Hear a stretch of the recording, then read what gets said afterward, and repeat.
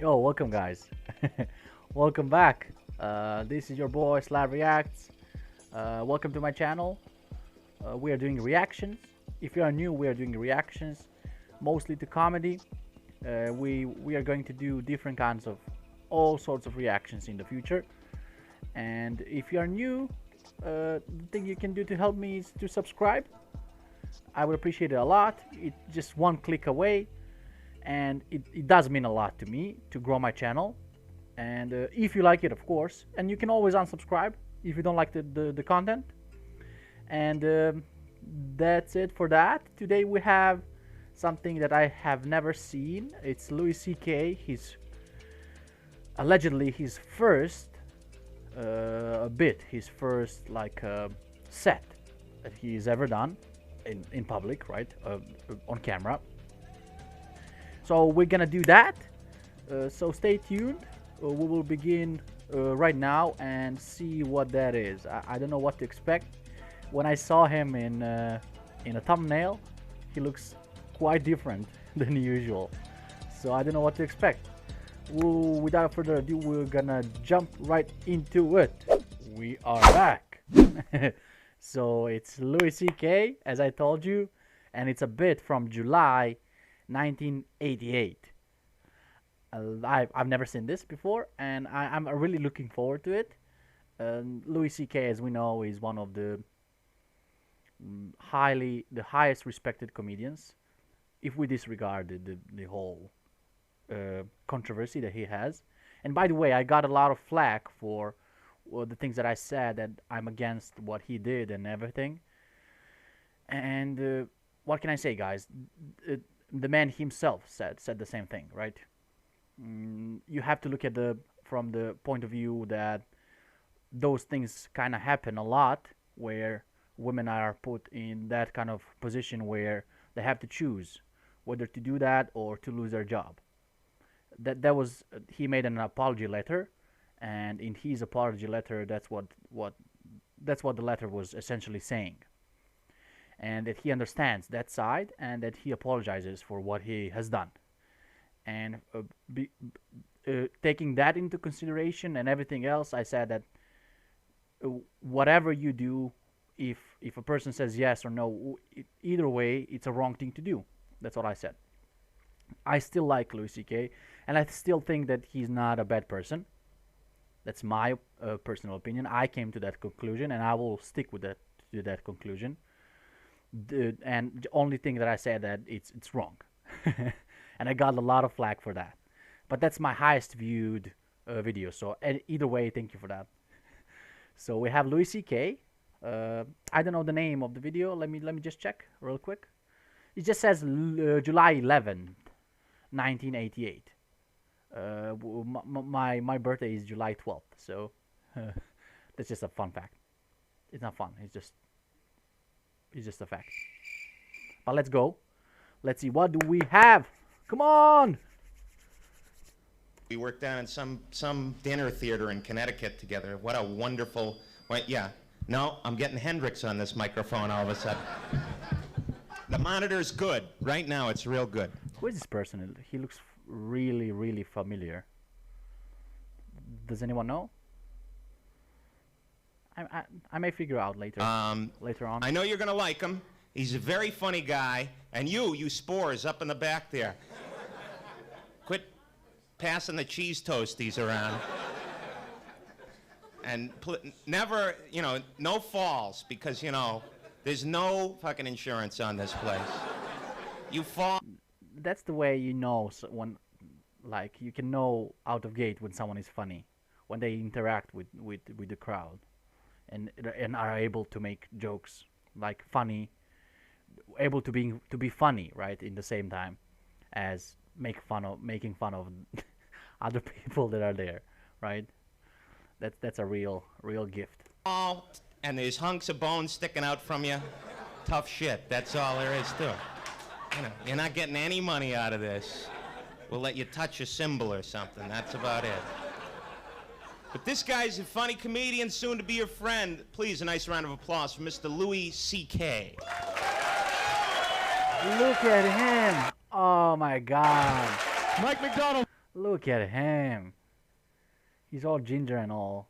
I have nothing against gingers, but it's funny seeing him with hair and thin, I guess. Folks. How old is he here? He must be under 30. Is he under 30 here? He must be. Keep it going for Mike McDonald. What do you say? I mean, it's 988, of course. So how you doing? Good. It sucks out there, doesn't it? It almost sucks as much in here. I hate the summer. I hate the heat. I hate sand. Well, nice tan, huh? I mean, pretty much is what I'm talking about. That's my beef right there, is that I burn. 2 minutes in the sun and I burst into flames. It's just ridiculous. I hate it. Damn, he's a different person, bro. He's a whole different person. From voice to, like, you can see him in his face, but not really. He has hair, he's thin. I'm not roasting you, Bill. I said Bill. I'm not roasting you, Louis. I'm just saying it's really, really different.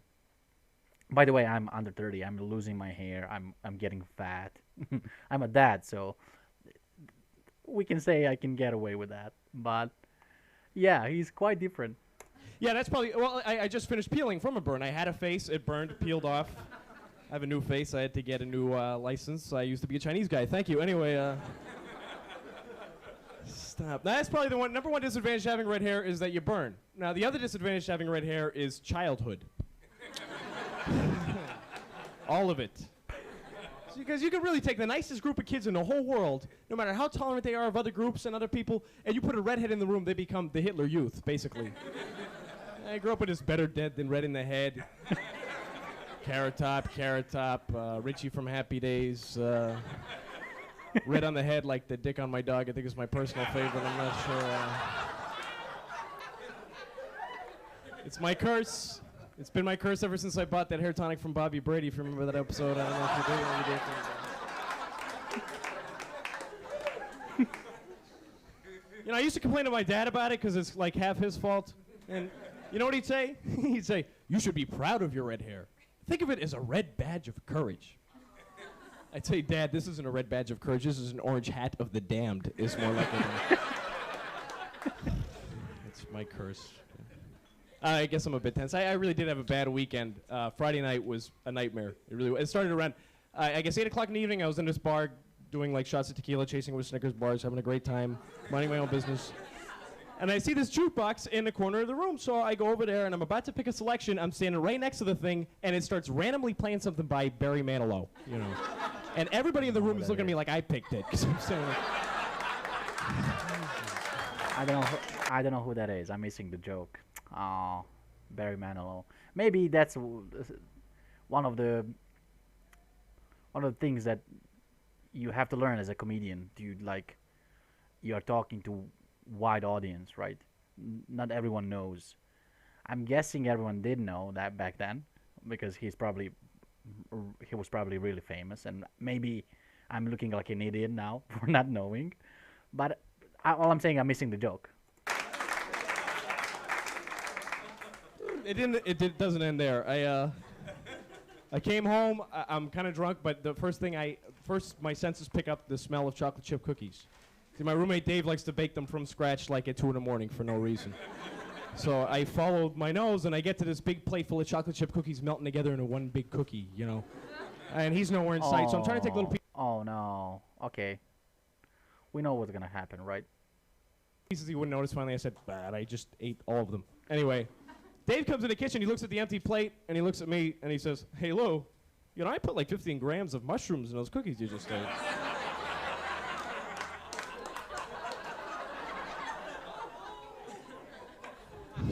Come on, man, those are the 80s. You can't just come home and eat a strange cookie. Cookie that you don't know the origins from. You cannot do that. Dave, you're joking, right? And he said, "No, I've never lied to you before." And I said, "No, but your face has never melted like that either, man." So like half an hour later, I'm doing about 110 miles an hour down Storrow Drive on foot naked, and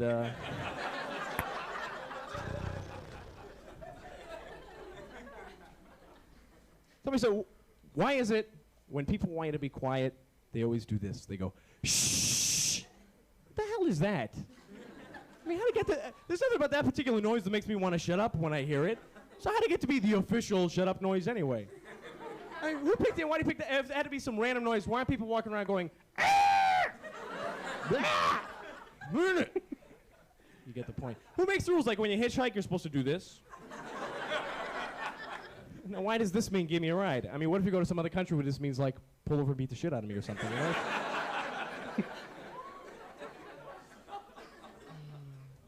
There's certain things I know and I don't remember being told, like Humpty Dumpty.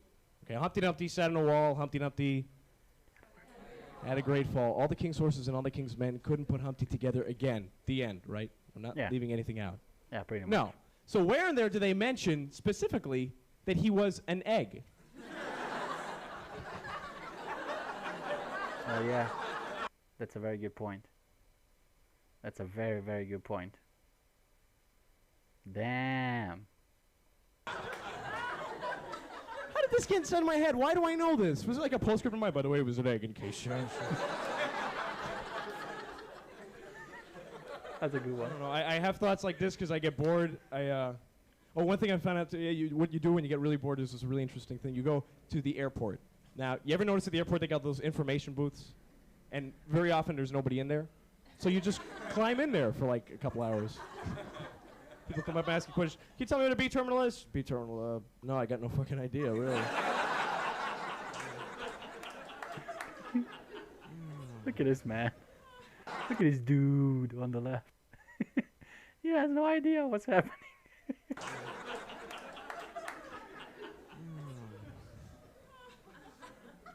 I don't know. Did you guys, let me ask a question. How many people here by applause voted in the primaries?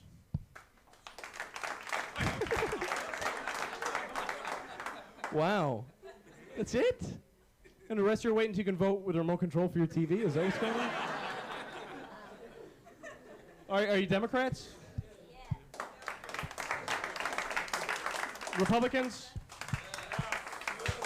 Okay, well, how many people are just totally apathetic and don't give a shit either way? Look at that. That's almost a majority and a majority of the nation. So those people should have their own established party, shouldn't they? The Democrats, the Republicans, and the apathetics. With an apathetic candidate, this guy like on TV in sweatpants on the couch. I'll vote for me. What the fuck? Who cares? You know. I'll make cable cheaper, okay? You know. I don't know. Who are you going to vote for? Mike Dukakis? Well, Bush scares the hell out of me. This guy, when I watch him on TV, I just get this feeling what he's really saying is just like, just let me in there for a minute. Jesus. And Dukakis, his heart is in the right place, but he has some annoying habits. I don't trust a guy that refers to himself in the third person all the time. You know, he comes on TV and he's like, no. Mike Dukakis is a candidate that stands... No, you cannot trust those kind of people that address themselves in third person. No. I mean, we know that by now, but back then, it was kind of probably a new thing. For peace and prosperity, and Mike Dukakis will be the candidate. Mike, it's you, relax. Maybe he's not Mike Dukakis. Maybe he's just some random guy running his campaign for him. And then he'll win the presidency. They'll bring him out for the first time. Ladies and gentlemen, the President of the United States.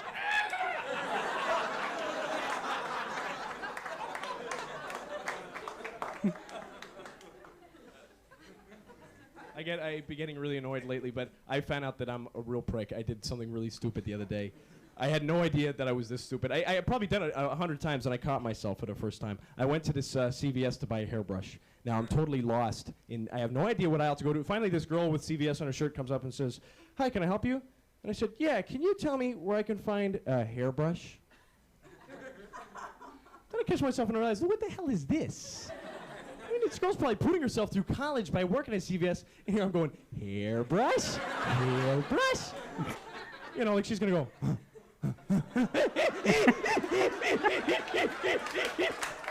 Aisle 6.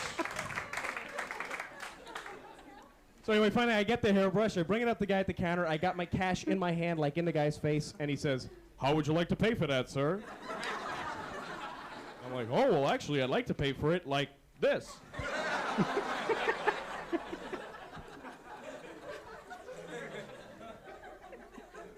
just bought a new car. I bought myself a Honda Prelude. Actually, it's an 84. It's a good car, though. One thing I hate about my car, though, I just discovered today is that the horn is broken. Now, this bothers me. It's not that I never use the horn, ever, when I'm driving. I never use the horn, but I like to have one working at all times.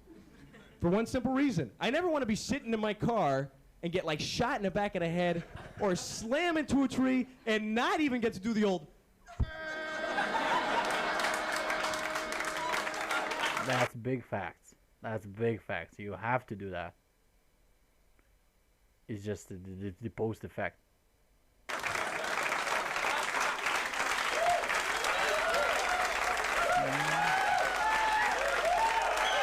That's a fact, my friend. That's a fact.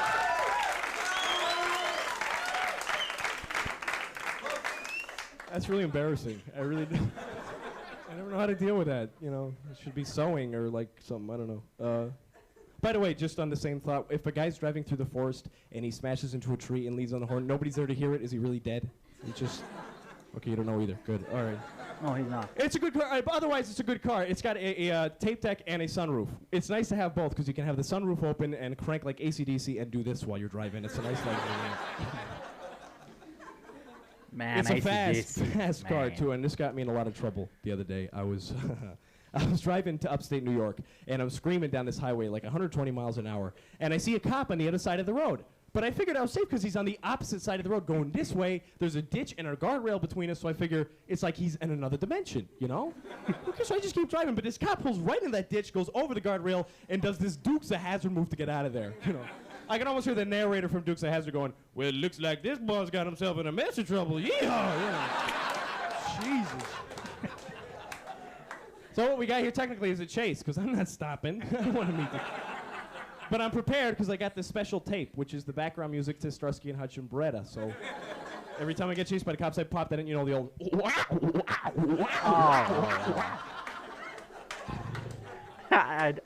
How I knew immediately.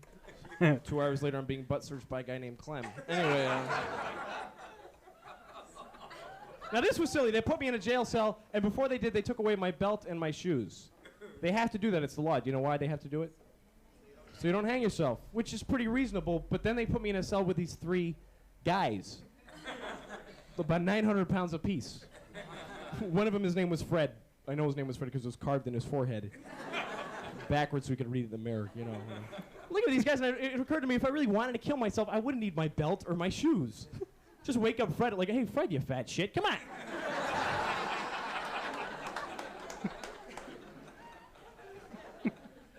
I know, these things happen to me, and it's my own fault, really, because I'm an asshole, basically. And that's where... Any other assholes in the room, by the way? One right up front, 2, 3. Isn't it great? Isn't it? It really is. It's beautiful. If you are one, you should admit it to yourself just for your own good. Because once you admit it, you can take advantage of it and do anything the hell you want. Do you ever wonder that? Do you ever look at assholes and say to yourself, does he know? Or was he like walking down the street one day and he kind of went, I'm an asshole? That's a good point. Because they don't think like you.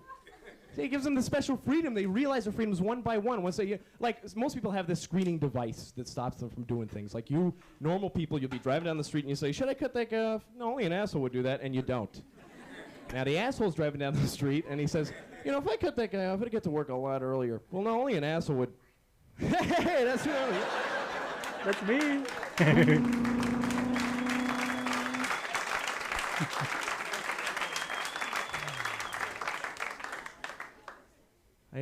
Let's see, what else? I went to a boring high school, really. We even had a horrible football team, definitely the worst in the whole division. We even had a lousy nickname. I mean, we're playing guys called the Tigers, the Bears, the Vikings, and we're called the Chocolate Santas, which just doesn't work.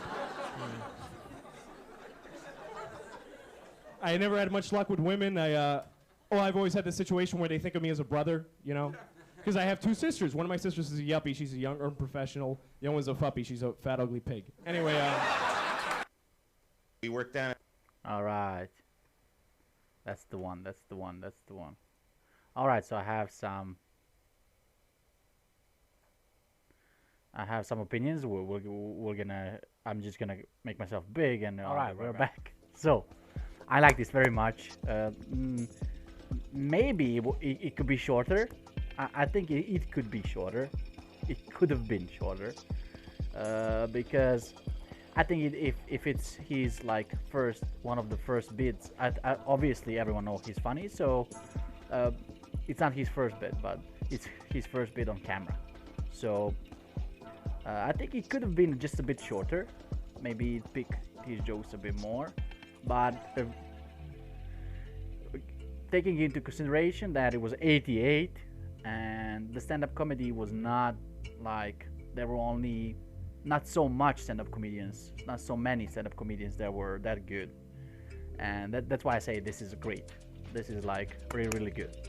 He's from the first point, from the first start, he grabs your attention, and then you're 3 minutes in, and you realize, oh wow, he's already told 4 or 5 jokes, and I didn't even realize because he's so fluent, right, in his storytelling and in his jokes. But that's his talent. The only thing I'm taking from this is he definitely doesn't look like him at all. But the bit was good, and I'm gonna check another one. I saw another one it's from the same year, but it's October, I think, or something like that. And we're gonna check that one. And this has been your boy. We give squats for the good performances. So this one definitely deserves a squat. Definitely. So guys, Louis C.K. is a legend. We all know that. This has been your boy Slav Reacts. Subscribe to the channel, like the video, and you can always unsubscribe. As I told you, it takes only 1.6 seconds on average, and that's it. Thank you for watching, for tuning in. I'll see you tomorrow.